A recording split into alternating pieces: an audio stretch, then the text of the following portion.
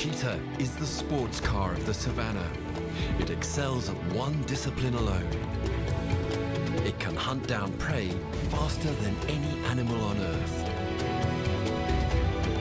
But pure speed comes at a price.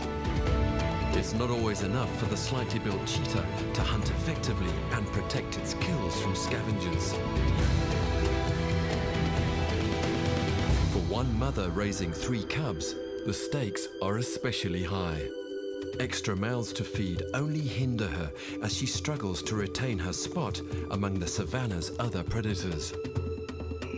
How does she compare in terms of hunting ability? And what strategies can she employ to overcome her obvious deficiencies?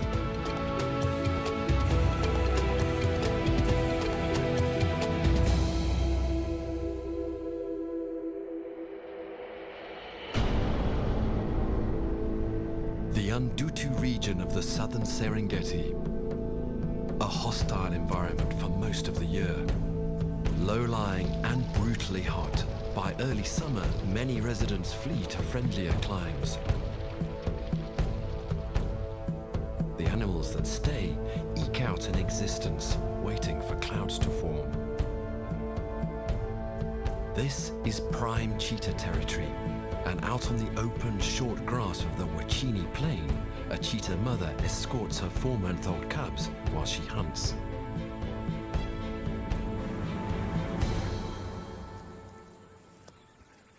Slight of build and lacking razor claws and strength in numbers, she holds a precarious place amongst the savannah's other predators.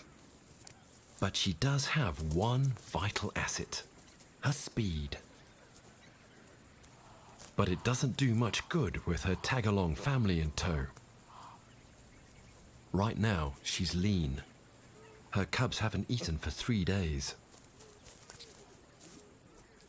She scans the plains for her next meal.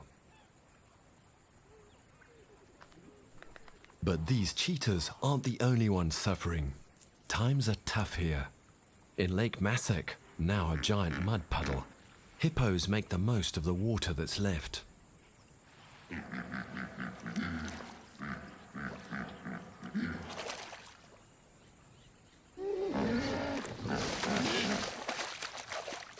Only the hyenas are doing well, gnawing on the rotting carcasses of animals that will never see the next wet season. Eventually, the long-awaited change finally arrives.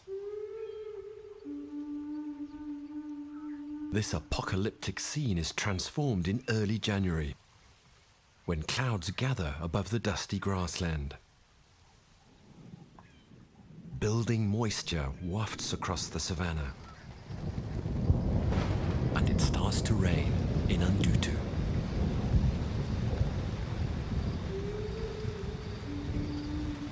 Way to the north, herds of wildebeest smell it. They're in dire need of nutritious grass, and they start walking south. Until now, they've been in their winter pastures on the Masai Mara, and the onset of the rainy season triggers their migration. As the long-awaited rain falls in the south, the Undutu grassland is transformed into a nutrient-rich carpet that covers the dust. The landscape changes from brown to green, and low plants and grass sprout almost immediately. For the grazers, it's a time of plenty. The new grass is especially fortifying. When the distant Ngoro volcano exploded 2.5 million years ago, it scattered these plains with a layer of ash, creating rich topsoil for the Undutu pastures. The grassland is made up of small but potent species of plants, full of nutrients. It's their phosphorus and magnesium which the wildebeest crave.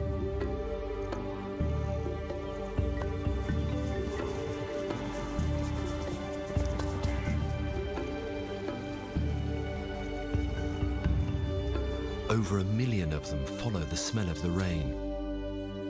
They reach Tanzania's southern Serengeti at its most lush. The newborn calves thrive on rich milk from their well-fed mothers, and the gangly forms of baby wildebeest soon pepper the grasslands. To discourage attacks by cheetahs and other predators, the calves are mobile minutes after birth and running in their first hour. It's a matter of life and death for them, because the Wachini mother and her cubs have waited for weeks for this moment to arrive, and they're hungry. She moves to intercept the herds as they arrive from the north, but she's too light to tackle a fully grown wildebeest or zebra. She's learnt to set her sights a little lower and focuses on the weaker, smaller members of the herd.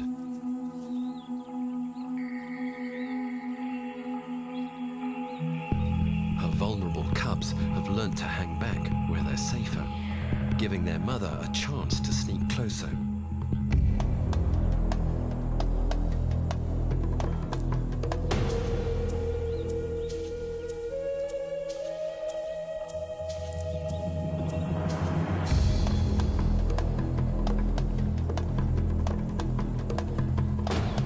She waits for one calf to stray from the herd. The power-to-weight ratio of the cheetah is extreme. The organs are enlarged to cope with the high exchange of energy at speed. It's the animal equivalent of Formula One racing, a sleek form powered by large intakes and a high fuel consumption.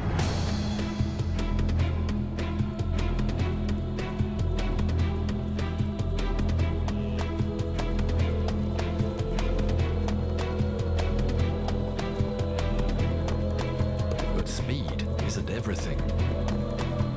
An instinctive blocking maneuver by an adult cost her the first target.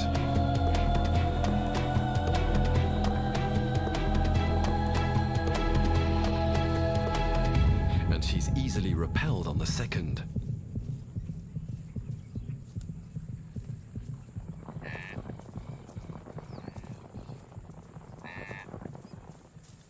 But the Wachini mother will get another chance. Immediately, she moves back to where she hid her hungry cubs, knowing that every time she leaves them, they are vulnerable to predators. So far, these 3 cubs have been lucky. Cheetah mothers generally have a difficult time raising young. Unlike lions and hyenas, cheetah males move away after mating, leaving the mother to raise her cubs alone. A cheetah mother can give birth to up to 8 young, but the average litter size is 3 or 4. Of these smaller litters, only 1 cub stands a good chance of surviving and making it to adulthood. Cubs can't open their eyes for the first 2 weeks, and they're dependent on their mother for everything. They stay hidden for up to 6 weeks, and they continue to suckle for 2 months. Only then are they ready to share in their mother's kills. By that time, the cubs wear a pale mantle, perhaps to disguise them as honey badgers, a fierce and aggressive plains forager that wise predators tend to avoid.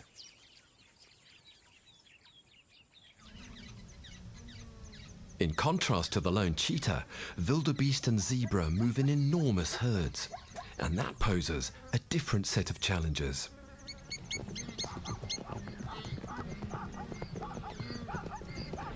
As they arrive in the wet south, the thirsty herds need to drink, and they refuel at the marshes of Ndutu. As more and more wildebeest and zebra charge toward the long-awaited water, chaos ensues. Animals arriving, drinking, and departing mix into a confusing, shifting mess.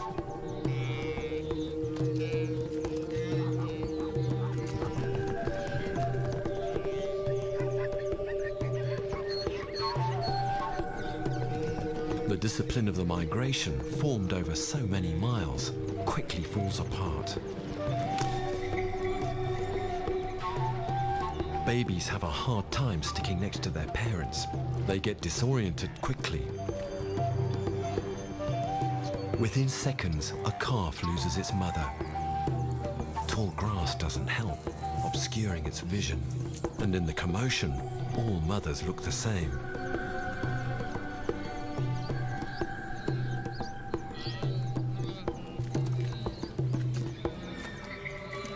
The calf is particularly vulnerable. It won't survive long without milk, and in the extreme heat, it'll weaken fast.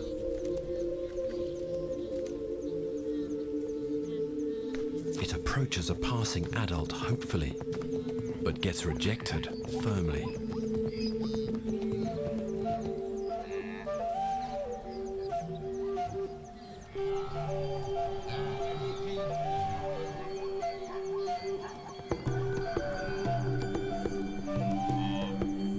In desperation, the little wildebeest tries the flank of a zebra, but there's no sympathy shown here either.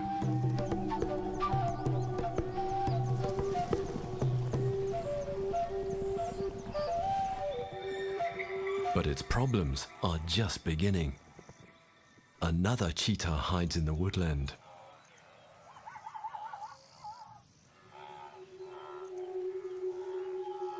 The wildebeest eventually leave the Undutu marsh, with the calf still separated from its mother.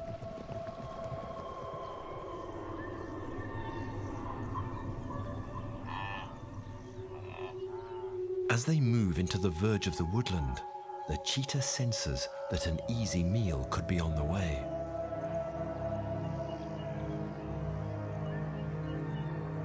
She's worked these woods before, and she's totally focused. She's passed up the Grant's gazelle, and pulling down a big zebra is out of the question. The cat waits.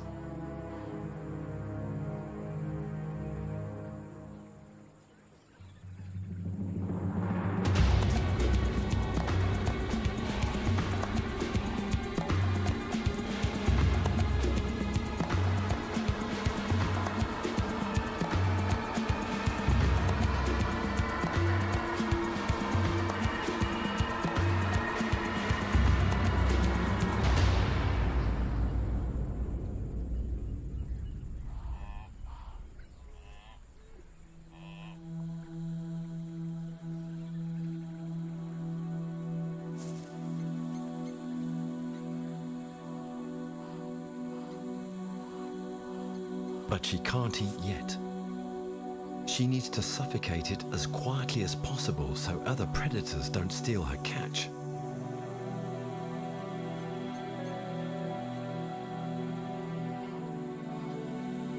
The shorter the struggle, the better. But it's at this critical time that a chink in the cheetah's armor appears.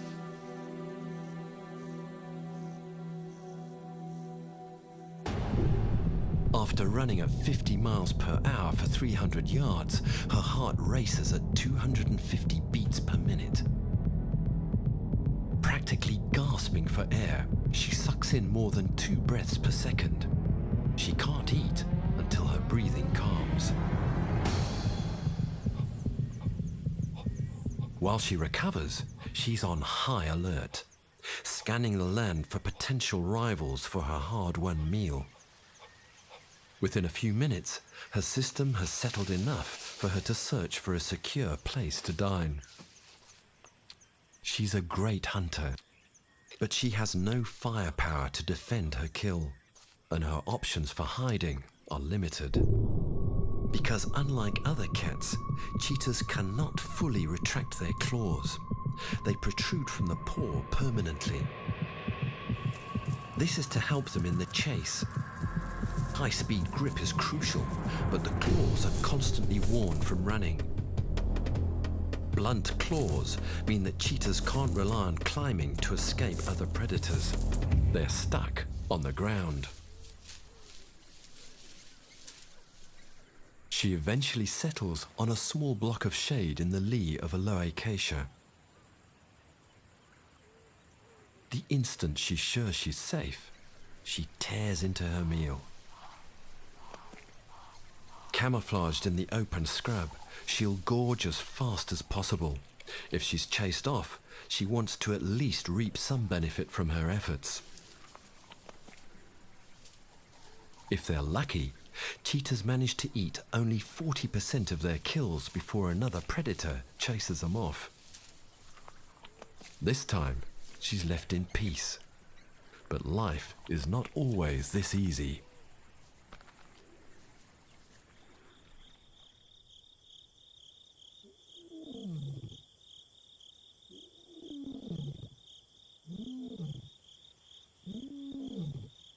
In the depression beside the Wachini Plain, distant roaring signals the start of a new day.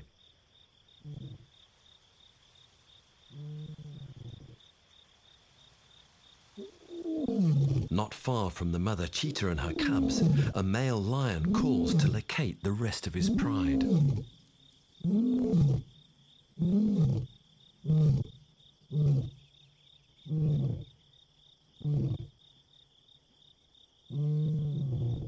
His sensitive ears listen closely for his family's response from the other side of the lake. Boisterous lions behave completely differently to secretive, silent cheetahs. Exposed on the open plains and marshes of Andutu, lions often find it hard to hunt. They almost seem ungainly compared to the lithe cheetah. More heavily built and not nearly as quick, they rely on a longer stalk and usually hunt in early morning or at night. The distant zebras grow edgy as this lioness unwisely tries to close in under the midday sun, a time better suited to the faster cheetah.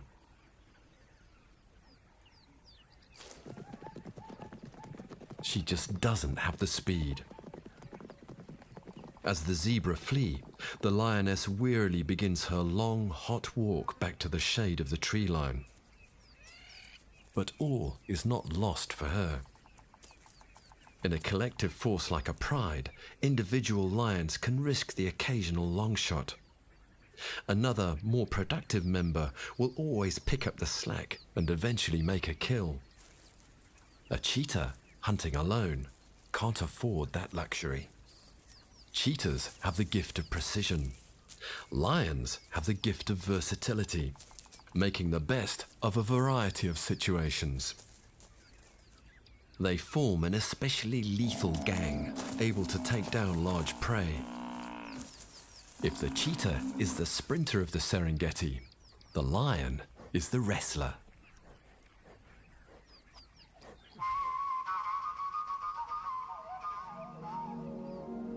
Back on the plains, the wildebeest migration progresses. Storms are forming to the north, and the wildebeest can smell the moisture. While some herds graze, others have decided to follow the clouds, moving away from Andutu for another year. Their presence here is temporary. They could be miles away by morning.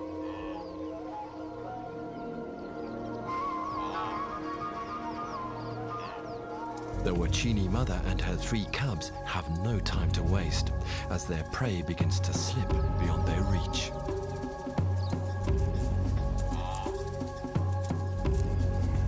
While the wildebeest move on, a few zebra remain in the Wachini mother's territory, but that doesn't make them easy targets.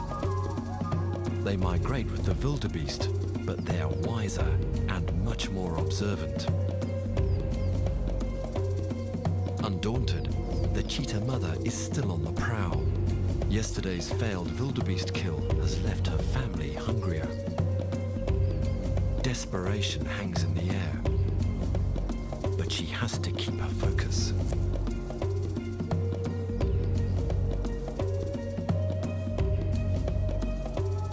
The mother commits to a target and begins to stalk. singling out the herd's smallest, waiting for it to stray. Then it's 0 to 90 in just a few strides.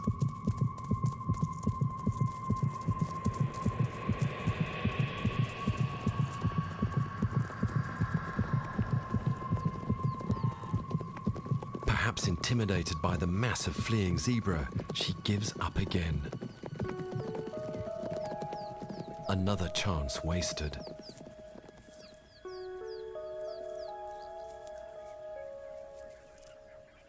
Watching from the edge of the woodland is a leopard mother. She too is a lone parent, but she takes a different approach to her slimmer cousin. First off, her cubs have better cover for hiding. They can stay concealed indefinitely so the mother can hunt without worry.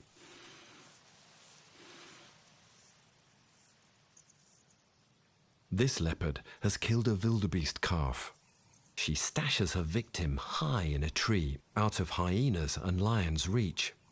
She can dine at leisure and save some for later. She has so much time to eat that she can remove the hair from the carcass before she starts, an indulgence a cheetah wouldn't dream of. She'll spend the day eating and snoozing, hidden high in the branches, safe in the knowledge that her cubs will take care of their own concealment. Compared to the cheetah, what a life! Meanwhile, back on the plain, the Wachini mother is again separated from her cubs, and she's searching desperately for them.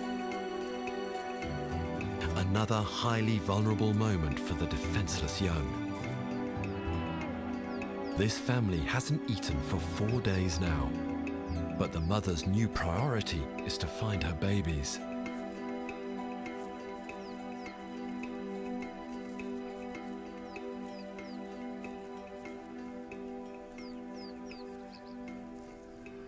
As she searches, another opportunity suddenly presents itself. A small gazelle dawdles within easy striking range.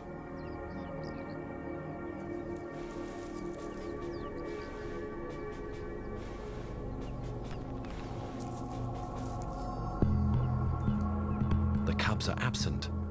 Everything is now in her favor.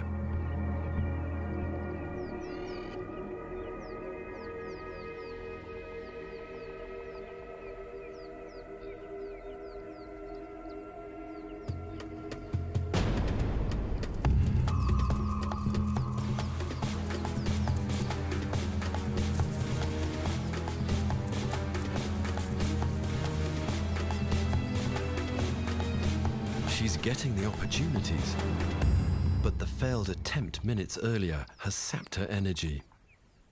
She's out of steam.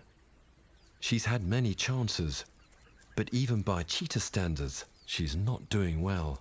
And she's even further from her cubs, a recurring problem for this working mother. But things only get worse. The zebra's tolerance of the mother is wearing thin. They take matters into their own hands, chasing her off, putting even more distance between her and her cubs, and leaving them dangerously exposed on the open plain. The panic-stricken cubs don't dive for cover, but call desperately.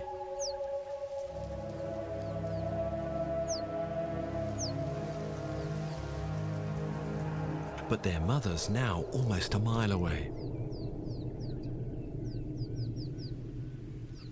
And their cries attract some unwanted attention.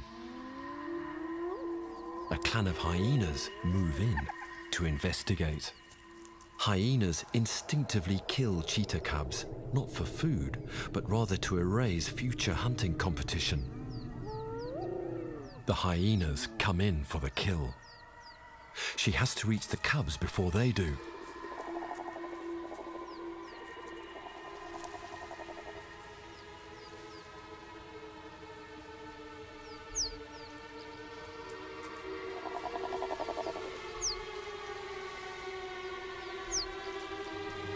this occasion. The cub's calling works. Mother comes to their rescue. After day 4 of failed hunting, the family moves off to lie low for a while. Realistically, they should be killing every 2 or 3 days, but luck is deserting this cheetah mother. Even though the hyenas are bigger and stronger than the cheetah, they're not really looking for a fight. They go off to make trouble elsewhere. They aren't just scavengers that follow the predatory cats. They're quite capable of hunting on their own.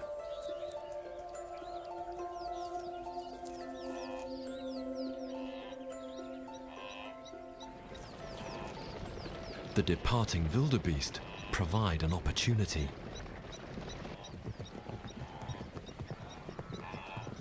The hyenas loiter along the edge of the herds until they spot their victim. Then they break into a loping run.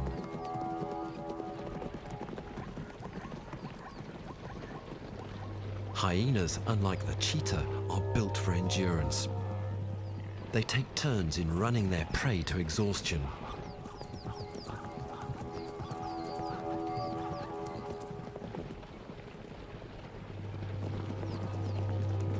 This chase turns out to be an exploratory mission, and when they can't identify a suitably weak or slow wildebeest, they give up, for now. For the wildebeest, this is another small victory, and their blind terror appears to turn into an adrenaline-fueled display of relief and joy.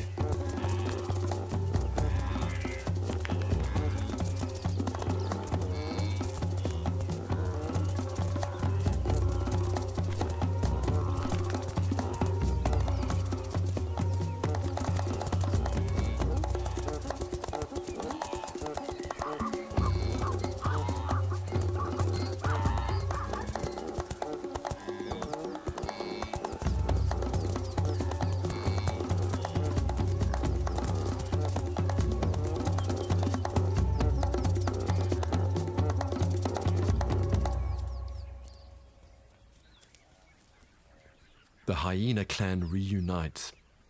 They live in a tight family structure, also managed by a female.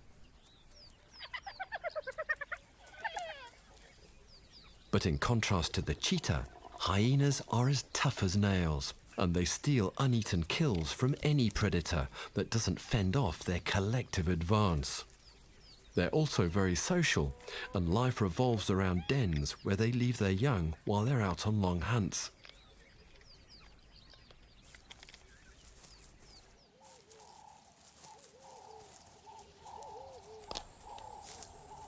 While a cheetah typically eats less than half of its kill, hyenas are the opposite.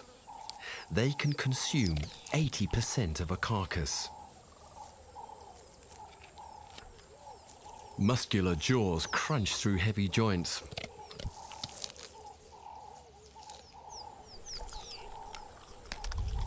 With a half-ton of sustained pressure, this animal clips through an antelope leg like a stick of candy.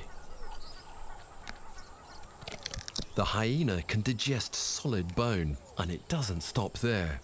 In this case, an entire hoof is swallowed. It seems only the skull and horns are spared.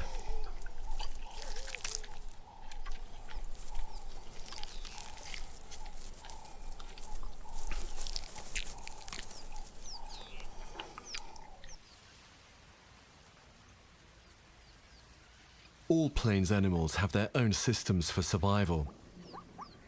Adaptations that enable them to function and proliferate between each other's skill areas. Even the cheetah's unforgiving system works under the right circumstances. But other animals are always waiting to step in and complete the job at hand. If left to eat undisturbed, cheetahs gorge themselves almost to the point of immobility. This female, who worked so hard for her kill, can now barely move and simply cannot finish her meal. But things never go to waste in the Serengeti. A different group of carnivores is waiting in the wings. The sky is peppered with other specialists. Vultures commute to the migration route, picking up what the predators leave behind.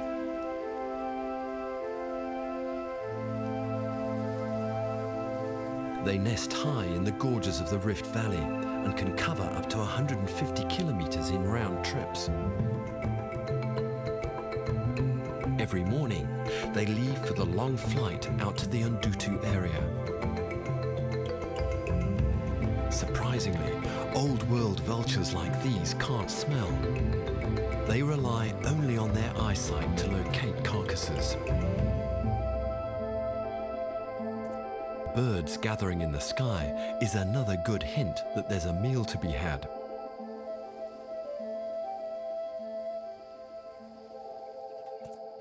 And one by one, they drop in on the carcass of a recently killed zebra. Each species is a separate cog in the Serengeti machine. But unlike the cheetah, the roles of each are supported by the other species.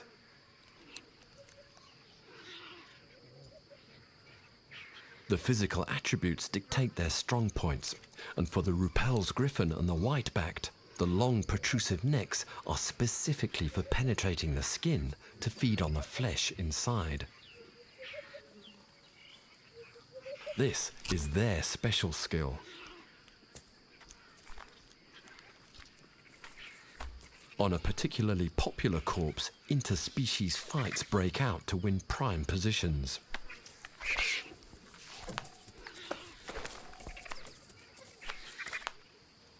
And sometimes, big lappet-faced vultures drop from the sky.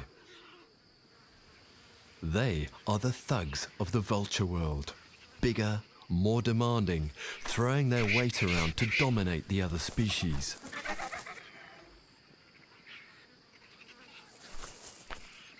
These birds have strong, muscular necks and huge, sharp beaks for pulling sinew and severing ligaments. They're built for efficiency, not looks, and they help all the vultures by breaking the carcass into smaller bits. No single species of vulture can be efficient on its own. They need the support and expertise of the others. Unlike the cheetah, they cannot work alone.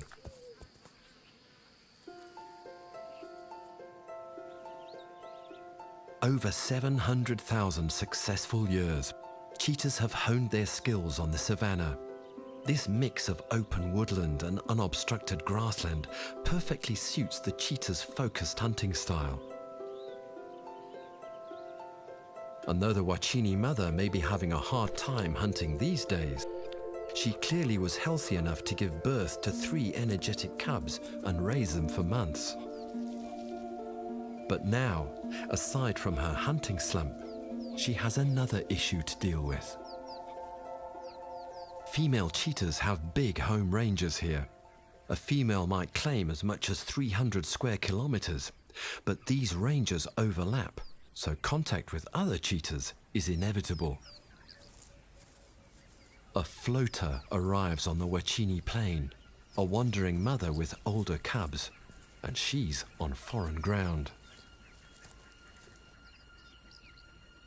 The Wachini mother spots her, and they stare each other down from a distance. It's a stalemate. The intruder tires of the standoff and lies down in the grass. Surprisingly, the Wachini mother retreats. She's been through a challenging time and shies away from conflict.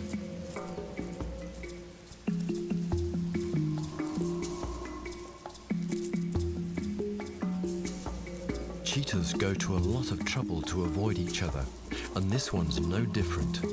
She moves deeper into her own territory. The cubs are confused by their mother's retreat. They have a lot to learn about their species' personal space.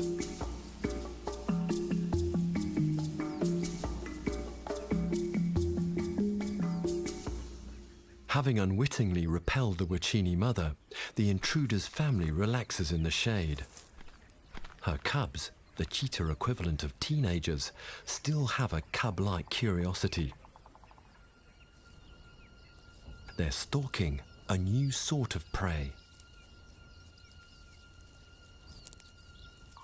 The filming vehicle. The young, either naive or lion-hearted, get busy exploring. The truck becomes an object of fascination.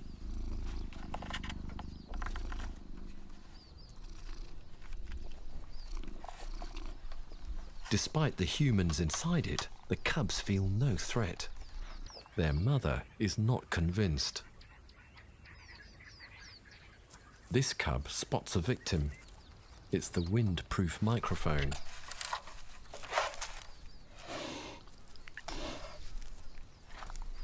The thrill of a first kill drives them now, and the prey is hauled off.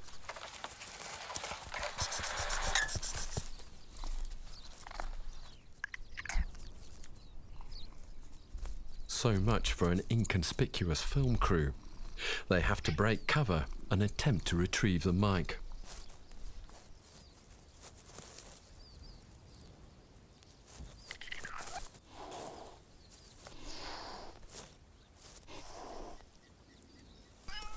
Natural history filmmakers never want to be part of the story. But the turn of events illustrates the boldness of cheetah cubs in contrast to their timid mother, who sits this one out. Cheetah are hungry.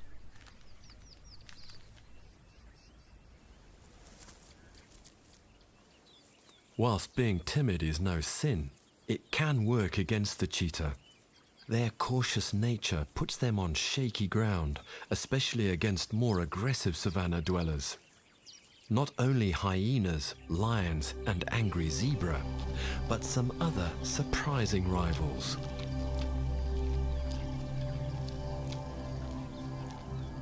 An unassuming warthog, generally a menu item, can turn ugly and pose a serious threat to this young cheetah. Faster than it looks and built like a toothed battering ram, this is one beast the cheetah needs to be careful with. This warthog is after undisturbed foraging rights for her family and won't let the cheetah stand in her way.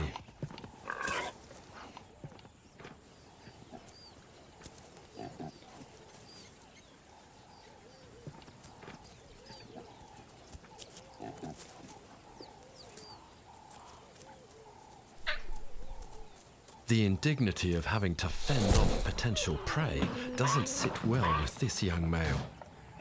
The spat continues, but the warthogs stand their ground.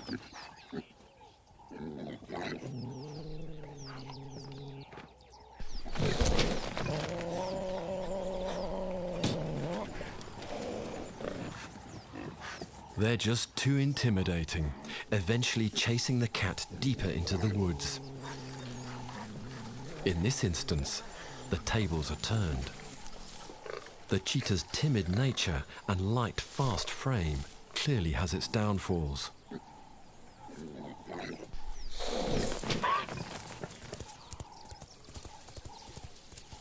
For the moment, the warthogs are brimming with confidence, but soon their fortunes will change. The timid behavior of cheetahs hunting alone is just one side of their story. When cheetahs team up, things are very different. On the small plain near the warthog's territory, 6 cheetah males have joined forces. Coalitions form when sub-adults band together after their mothers leave, often their brothers. Males in coalitions are on average 10 kilograms heavier than lone males, thanks to their ability to hunt more effectively. As a group, they can defend territories better and repel lions and hyenas that may try to steal a hard-won kill. For males in these partnerships, the plains are ripe with hunting opportunities.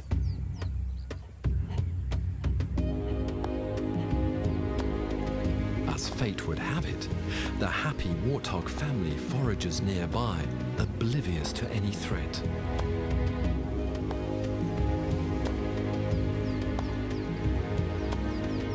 "12 eyes lock onto them immediately.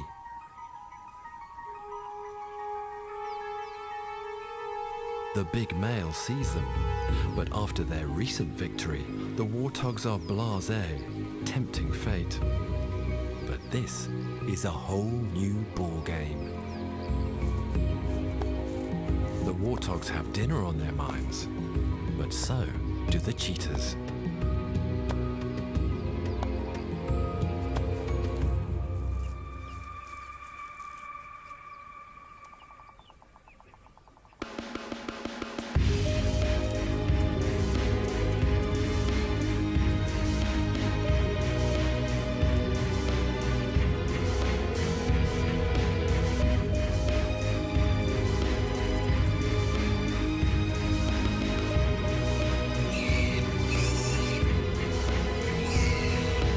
Doesn't pay to be overconfident.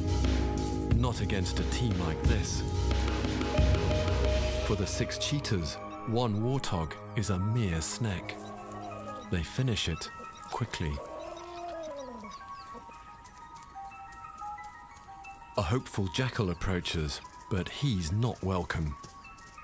One cheetah chases it away while the others continue feeding.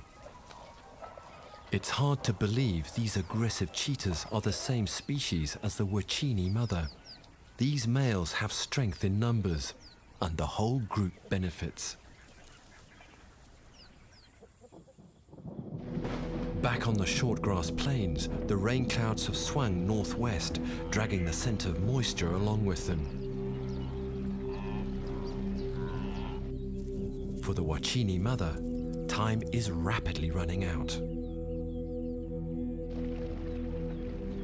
The wildebeest are moving away, leaving the Undutu area, following the smell of sprouting grass.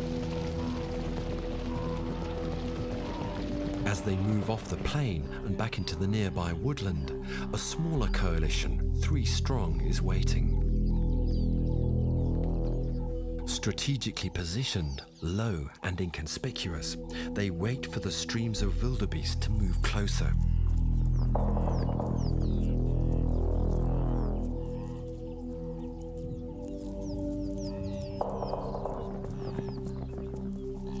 Some wildebeest smell the predators, and they're edgy. But soon enough, the wind dies, and the cheetah's scent doesn't drift. The stakes are higher here. The prey is bigger.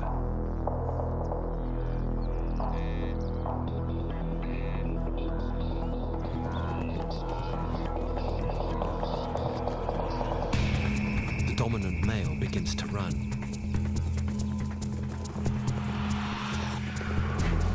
He locks onto a target and singles it out.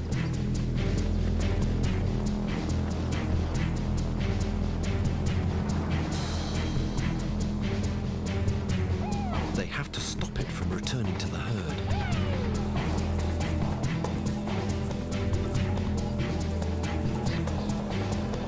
But in a display of extraordinary bravery, this wildebeest turns to fight.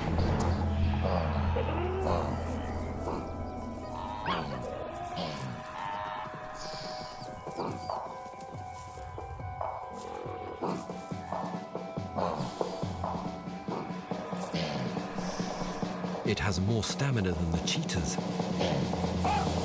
and it makes it back to the safety of the waiting herd.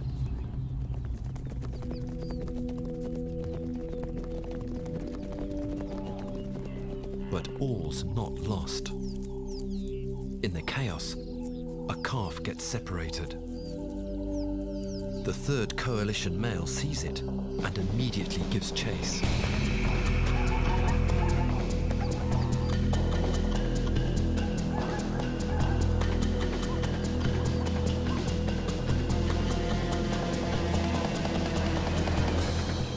The nearby zebra look on, transfixed by the unfolding drama. The wayward calf has no chance against the coalition as the law of the savannah plays out.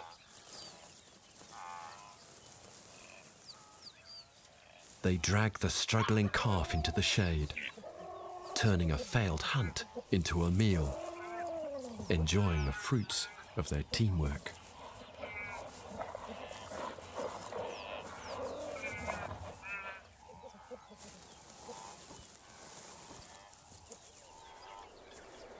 As they tear into the carcass, the remaining wildebeest continue north towards greener pastures.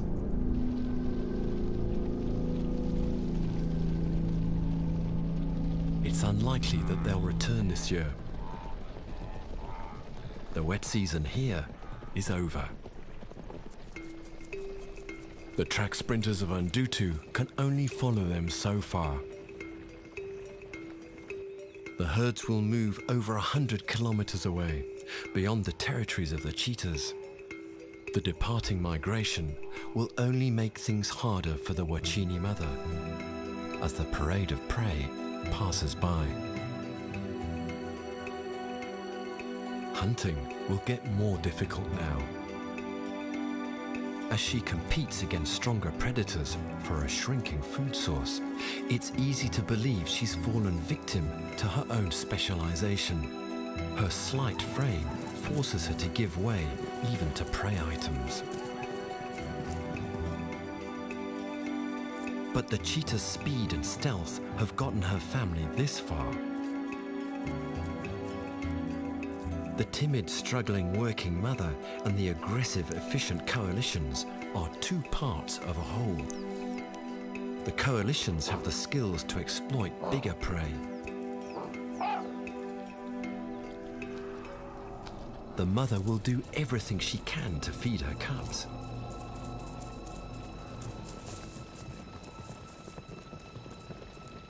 Only by looking at them together can we really get a picture of the state of their species. Not just fast on their feet, but built to survive. The mother cheetah will come out of her slump and once again make the most of what the savannah offers.